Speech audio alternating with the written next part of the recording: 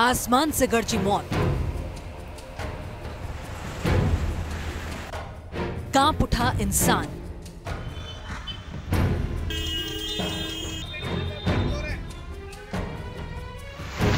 मई में महाविनाश का तूफान,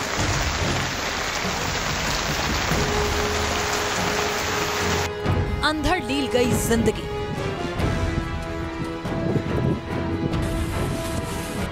कहीं टूटी सड़क, कहीं गिरे मकान।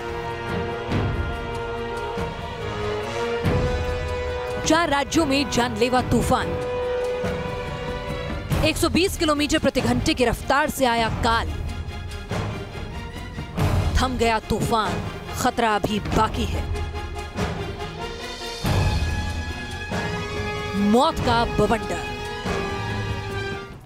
और तबाही के इस तूफान ने सिर्फ एक रात में 4 राज्यों में 100 से ज्यादा लोगों की जान ले ली। अकेले उत्तर प्रदेश में 64 लोगों की मौत हो गई, जबकि 47 लोग जख्मी हैं। राजस्थान में मौत का आंकड़ा बढ़कर 33 पहुंच गया है। उत्तर प्रदेश के आगरा में सबसे ज्यादा तबाही मची है, जबकि बिजनौर, बरेली, सहारनपुर, पीलीभीत, फिरोजाबाद, चित्रकूट, रायबरेली, उन्नाव और मुजफ्फरनगर में भी भारी तबाही हुई है। फसलें बर्बाद हुई हैं, इंसानी जान माल को नुकसान हुआ है। राजस्थान के धौलपुर में भी भारी तबाही हुई, जहां 17 लोगों की जान चली गई है। 120 किलोमीटर प्रति घंटे की रफ्तार से उठे मौत के इस बवंडर ने देश के 4 राज्यों में जिंदगी को अस्त व्यस्त कर दिया। तूफान फिलहाल थम गया, लेकिन तबाही के निशान अब भी बाकी है। महाविनाश के तूफान ने 100 से ज्यादा लोगों को मौत की नींद सुला दिया और अब लोग अपनों के गम में डूबे हुए हैं। बीकानेर में उठा मौत का बवंडर। आगरा में अंधड़ ने मचा दी तबाही। आसमान में हुई मौत की गड़गड़ाहट तो कांप उठा मैदान। कुदरत के कहर से बेबस हो गया इंसान। काले बादल क़यामत बनकर टूटे, अब करा रहा है किसान। मौसम का मिजाज बदला तो दिन रहते अंधेरा होने लगा और फिर महाविनाश के तूफान ने कईयों की जिंदगी में तबाही ले दी। राजस्थान, मध्य प्रदेश, उत्तर प्रदेश और उत्तराखंड में बादलों की गर्जना ने इंसानों को बेबस कर दिया। रात के अंधेरे में बर्बादी का एहसास कम था, लेकिन दिन के उजाले में मौत का मातम गहरा रहा। उत्तर प्रदेश के आगरा में अंधड़ ने सबसे ज्यादा तबाही मचाई। मलबे में बदल चुके ये ईंट पत्थर तब एक निर्माणाधीन मकान का हिस्सा थे और प्रकाश नगर इलाके के इस निर्माणाधीन मकान में 52 साल के सुभाष और 60 साल के राज बहादुर भी मौजूद थे। क्या पता था कि काल यही उनका इंतजार कर रहा है। तबाही के तूफान में निर्माणाधीन मकान गिर पड़ा और उसमें दोनों दब गए। चारपाई आपको दिखाई दे रही है, इसी चारपाई पर वो बैठे हुए थे और अचानक से आंधी आती है और उसके बारिश होना शुरू हो जाती है। तभी ये जो दीवार आपको नज़र आ रही है वो गिर जाती है और उन 2 लोगों की इसमें जान चली गई है। खून के निशान आप देख सकते हैं कि यहाँ नज़र आ रहे हैं। शायद उन लोगों को अंदेशा भी ना होगा कि ये आंधी तूफान इतना तेज़ होगा कि इसमें उनकी जान चली जाएगी ही। परिवारीजनों का रो रो कर बुरा हाल है और आला अधिकारी अब लगातार स्थलीय निरीक्षण कर रहे हैं। आगरा के जर्रे जर्रे में तबाही के निशान नजर आते हैं। बिचूपरी इलाके में 3री मंजिल पर खड़ी दीवार गिरने से एक ही परिवार के 6 लोग जख्मी हो गए। मंजू देवी तब घर में खाना बना रही थी कि तभी पड़ोसी की मकान की दीवार उनके ऊपर आ गई, जिसमें मंजू और घर के दूसरे लोग दबे। हम यहाँ पर खाना बना रहे, सब जने बैठे हुए, ऊपर से ये दीवार गिरी, बैस गई, ये सब बदरी खोल भी ना पाए, जब तक तो गिर पड़ी। मैं खुद पैर में लगी, इधर इन्हें उठा के चक्कर में बैठ गई, ना खोल पाए। तबाही के इसी तूफान ने मध्य प्रदेश के सिंगरौली में एक 50 साल के बुजुर्ग की जान ली। सिंगरौली विद्यानगर निगम में बन रहे पंप हाउस में गार्ड के तौर पर ड्यूटी कर रहे लाला राम शाह की जान चली। आगरा से नितिन उपाध्याय के साथ टीम न्यूज़ नेशन। और बिहार के मोतिहारी में सड़क हादसे में 18 लोगों की जान चली गई। कई लोगों की हालत गंभीर बताई जा रही है। हादसे की तस्वीर जिसने भी देखी वो हैरान रह गया।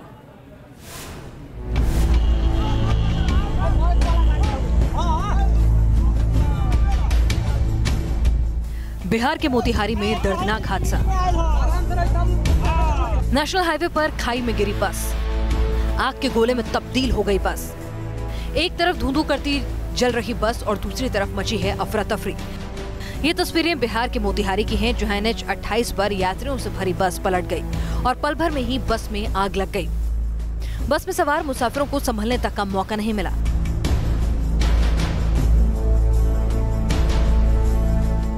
बस में आग इतनी तेजी से फैली कि लोग खिड़की और दरवाजे से बाहर निकलने तक का मौका तलाश नहीं सके। लोग चीखते चिल्लाते रहे और आग की लपटें विकराल होती चली गई। बताया जा रहा है कि हादसा इतना भयावह था कि आसपास पहुंचे लोगों के लिए भी रेस्क्यू करना मुश्किल हो रहा था। दिल्ली जा रही थी मुजफ्फरपुर से और रास्ते में बस उलट गई और आग लग गई और काफी लोग उसमें मर गए हैं। तो हाँ, तभी पूरी सूचना, पूरी जानकारी नहीं मिल रही है। आपको बता दें कि मुजफ्फरपुर से ये बस दिल्ली आ रही थी। बस में करीब 30 से ज्यादा लोग सवार थे। अभी मुसाफिरों के बारे में ज्यादा जानकारी जुटाई जा रही है। हालांकि वो रिश्तेदार जिन्होंने अपनों के इस बस में सवार होने का शक है, वो बेहद गमजदा हैं, परेशान हैं। मुख्यमंत्री नीतीश कुमार ने इस दर्दनाक हादसे पर शोक जाहिर किया है। आज वैसी घटना घटी है, मैं अपनी गहरी संवेदना व्यक्त करता हूं और आप सब लोगों से आग्रह करूंगा कि हम लोग सब 1 मिनट का मौन धारण करके इस घटना पर अपनी शोक संवेदना व्यक्त करें। नेशनल डिजास्टर रिस्पांस फोर्स और स्टेट डिजास्टर रिस्पांस फोर्स की टीमें मोर्चे पर हैं। साथ ही मोतिहारी और मुजफ्फरपुर जिलों के अस्पतालों को भी अलर्ट कर दिया गया है। घायलों के इलाज में कोई कसर नहीं रखने के निर्देश जारी किए गए हैं।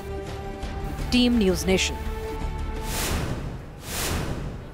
उधर पश्चिम बंगाल के राजरहाट में पंचायत चुनाव को लेकर बवाल मचा। टीएमसी कांग्रेस के बीच में किस तरह से निर्दलीय उम्मीदवार आपस में भिड़ गए, ये आपको दिखाते हैं। काफी देर तक हंगामा होता रहा। हंगामे की खबर मिलने पर पुलिस वाले के मौके पर पहुंचे तो भी हंगामा शांत नहीं हुआ। पुलिस को लोगों को खदेड़ने के लिए अंततः लाठियां भांजनी पड़ गईं। आप तस्वीरें देख सकते हैं। राजरहाट की ये घटना है जहां पर टीएमसी, कांग्रेस और निर्दलीय उम्मीदवार और उनके समर्थक आपस में भिड़ गए।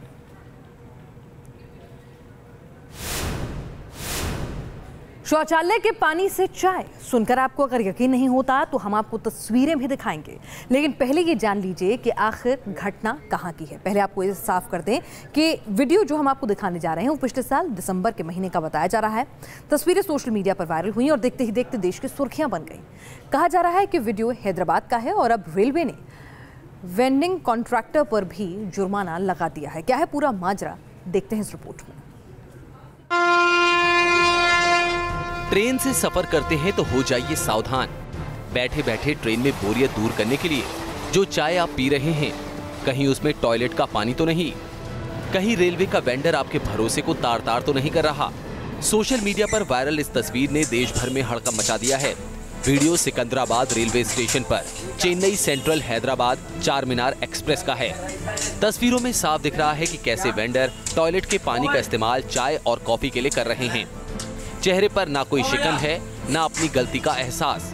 वो धड़ल्ले से टॉयलेट से चाय का कैन बाहर लाते हैं। उन्हें रोकने टोकने वाला भी कोई नहीं। ये वीडियो वायरल हुआ तो अब रेल महकमे में हड़कंप मचा हुआ है।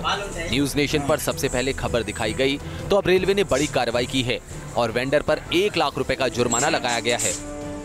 बेसिकली इस केस में जो हॉकर है, ट्रेन साइड जो हॉकिंग करता है, वो काजीपेट से सिकंदराबाद तक हॉकिंग करता है, हॉकर का काम करता है। और ये हमारे संज्ञान में जब आया था तो हम लोगों ने जनवरी, फरवरी और मार्च में मेजर ड्राइव चलाया है सिकंदराबाद स्टेशन और उसके आसपास के इलाकों में, और उसमें 200 से ज़्यादा हॉकर्स जो हॉकर अनऑथराइज हॉकर्स थे उनको पकड़ करके उनको प्रोसिक्यूट किया है मजिस्ट्रेट के केस में, मजिस्ट्रेट के कोर्ट में। हालांकि रेलवे का दावा है कि ये वीडियो पिछले साल दिसंबर महीने का है और रेलवे ने जुर्माना भी लगा दिया है। लेकिन सवाल ये है कि क्या लोगों का भरोसा तार तार करने वाले इन गुनहगारों पर इतनी ही कार्रवाई मुकम्मल है? और उससे भी बड़ी बात ये कि ट्रेनों में लोगों की सेहत से खिलवाड़ कब रुकेगा? Team news nation. दरअसल रेलवे का खाना लोगों के लिए हमेशा से चिंता का सबब रहा है। जुलाई 2017 में संसद में पेश कैग की रिपोर्ट कहती है कि ट्रेन का खाना इंसानों के खाने लायक बिल्कुल नहीं। कई जगहों पर एक्सपायरी डेट के बाद का सामान मिला, कहीं नलके के गंदे पानी का इस्तेमाल खाना बनाने में होता था, कहीं मक्खी और धूल से बचाने के लिए खाने को ढका तक नहीं गया और ट्रेनों में कॉकरोच और चूहे भी पाए गए। कैग ने देश के 74 रेलवे स्टेशन पर 80 ट्रेनों की जाँच के बाद ये रिपोर्ट तैयार की थी।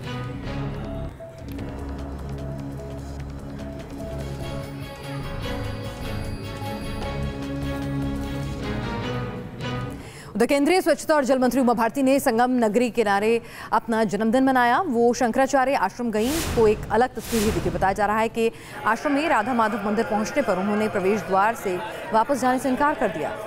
रेलिंग दूसरे छोर पर थी तो सुरक्षा कर्मियों को उन्होंने कुर्सी सहित बाहर निकलना पड़ा। देखिए ये तस्वीर।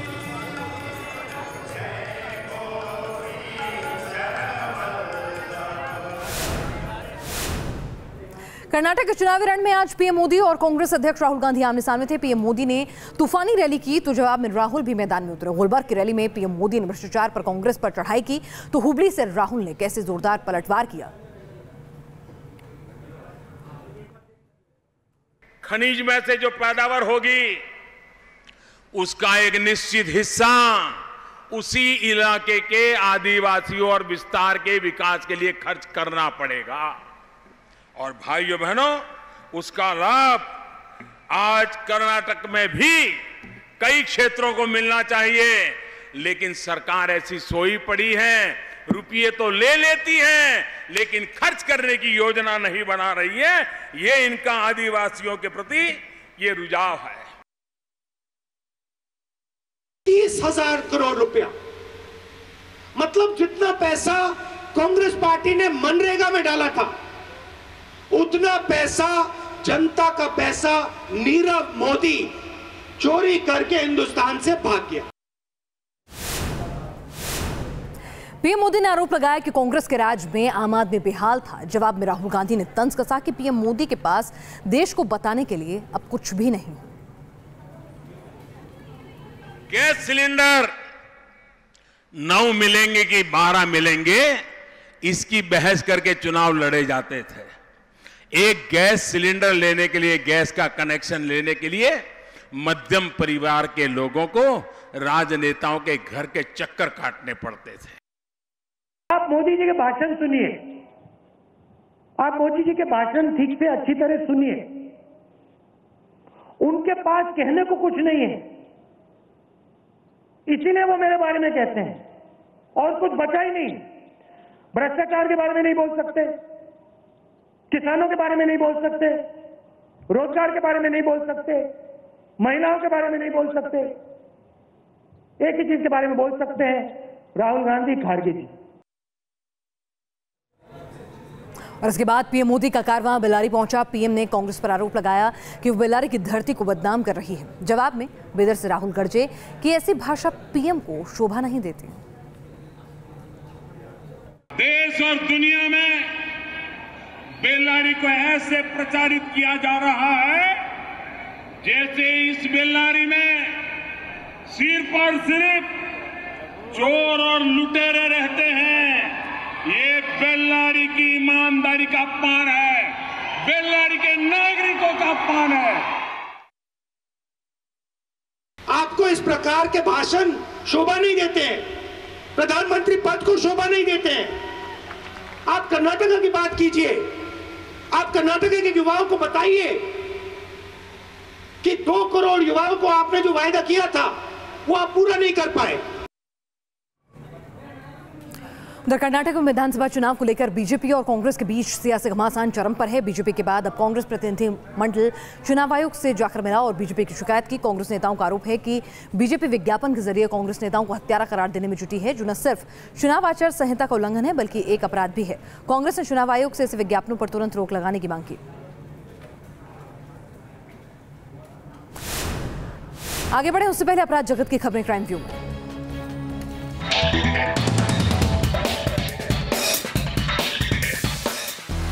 चंदौली में बदमाश ने महिला से छीने पैसे, महिला और उसके बच्चे को चलती ट्रेन से नीचे फेंका। दोनों को अस्पताल में भर्ती कराया गया। हरदोई में पुरानी रंजिश के चलते एक युवक को मारी गोली, गांव के 4 युवकों पर आरोप, युवक की हालत नाजुक। हरियाणा के नूह में नाबालिग लड़की ने किया सुसाइड, लड़की को अगवा करके गैंगरेप का भी आरोप। हैदराबाद में संपत्ति बंटवारे को लेकर बेटे ने की मां की हत्या, मामले की जांच में जुटी पुलिस।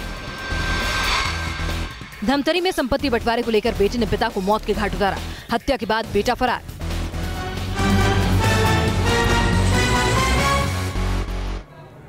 नीरव मोदी और मेहुल चौकसी ने बैंकों को जो चूना लगाया वो अभी ज्यादा पुरानी बात नहीं हुई, लेकिन ये जानकर आपके होश उड़ जाएंगे कि बैंकों में हेराफेरी का आंकड़ा 1 लाख करोड़ से ज्यादा है और पिछले 5 सालों का ये डेटा है और ये जानकारी खुद आरबीआई की ओर से दी गई है। 5 साल में 23,000 करोड़ के घपले हुए हैं, 1 लाख करोड़ से ज्यादा की हेराफेरी हुई है।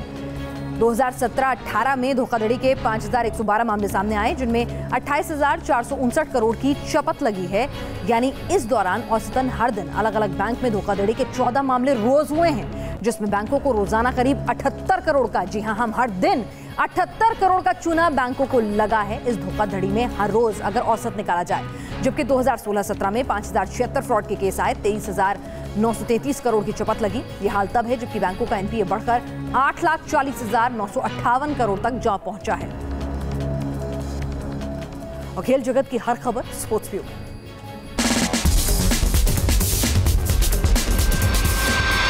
टीम इंडिया के कप्तान विराट कोहली के काउंटी क्रिकेट खेलने का रास्ता हुआ साफ। बीसीसीआई की सीओए के चीफ विनोद राय ने कहा, विराट के ऊपर अफगानिस्तान के खिलाफ टेस्ट मैच खेलने के लिए दबाव नहीं बनाया जाएगा और विराट समेत टीम के सभी खिलाड़ियों को इंग्लैंड में काउंटी खेलकर तैयारी पुख्ता करने की पूरी छूट दी जाएगी। ऑस्ट्रेलिया के कोच बनते ही जस्टिन लैंगर ने भारत में टेस्ट सीरीज जीतने का सपना संजोया। लैंगर ने कहा, भारत को भारत में हराना ऑस्ट्रेलियाई टीम के लिए सबसे बड़ी सफलता होगी। लैंगर के ऊपर ऑस्ट्रेलियाई क्रिकेट को बॉल टेम्परिंग विवाद से उबारने की चुनौती होगी। भारतीय बैडमिंटन स्टार के श्रीकांत बने डिप्टी कलेक्टर। श्रीकांत ने आंध्र प्रदेश के गुंटूर जिले के डिप्टी कलेक्टर पद की जिम्मेदारी संभाली। दुनिया के नंबर 2 बैडमिंटन स्टार है के श्रीकांत।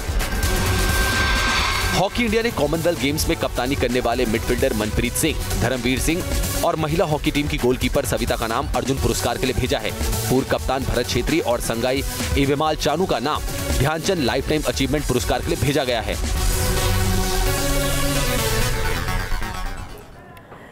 और अब खबर महिलाओं से जुड़ी हुई। जो महिलाएं गोलगप्पे और चाट की शौकीन हैं तो सावधान हो जाएं, क्योंकि इसकी ज्यादा लत आपको हाई ब्लड प्रेशर का मरीज बना सकती है। ये हम नहीं कह रहे, बल्कि ये दावा Indian council of medical research ने किया है। रिपोर्ट के मुताबिक पुरुषों के मामले में महिलाओं में हाई ब्लड प्रेशर के मामले ज्यादा हैं और इसकी वजह ज्यादा मात्रा में गोलगप्पे और चाट खाना बताया जा रहा है। गोलगप्पे के पानी और चाट को चटपटा बनाने के लिए जो चीजें उसमें मिलाई जाती हैं, उसमें मानक से ज्यादा नमक और मसाले का इस्तेमाल होता है। रिपोर्ट में भी बताया गया कि हाइपरटेंशन की वजह से हर साल 2 लाख से ज्यादा लोगों की मौत हो रही है। लिहाजा स्ट्रीट फूड को लेकर बड़ी बहस होनी चाहिए। हालांकि ये जो चीजें हैं वो सिर्फ महिलाओं पर नुकसान करती हैं, गोलगप्पे और चाट, पुरुषों पे नहीं। ये अपने आप में अचंभे वाली बात है। तो स्टडी को लेकर भी कई लोग सवाल खड़े कर रहे हैं।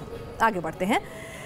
कीचड़ में कोई कदम नहीं रखना चाहता, लेकिन कीचड़ में होली खेलने की तस्वीर चीन से सामने आई है। देखिए किस तरह यूथ न सिर्फ कीचड़ से रंगे पुते नजर आ रहे हैं, बल्कि साथ ही इस मड फाइटिंग में वो नाच गा भी रहे हैं। ये तस्वीरें चीन की यूनान की हैं, जहां मुनिहू कार्निवाल की धूम कुछ इस तरह नजर आई। कार्निवाल चीन की परंपरा से जुड़ा है, लिहाजा बच्चे, बूढ़े, जवान, तमाम लोग मड फाइट के लिए यहां पर उतरे। बाकायदा गीत संगीत का भी खास इंतजाम था इस मड फाइट के लिए।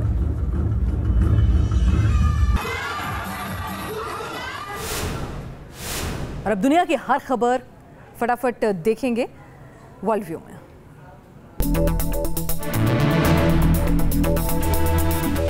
अमेरिका में टॉर्नेडो का कहर, भारी बारिश और कड़कड़ाती बिजली के साथ गिरे ओले। 1-2 दिन तक जारी रहेगा तूफान का कहर।